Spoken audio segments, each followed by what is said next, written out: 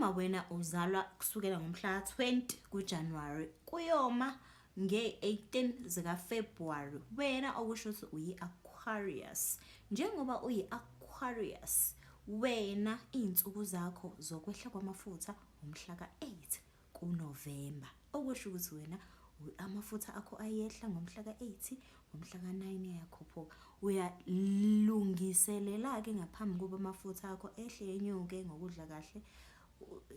Ngazo nje lezo nsuku nje awuthintathintwa, awuthintithinti.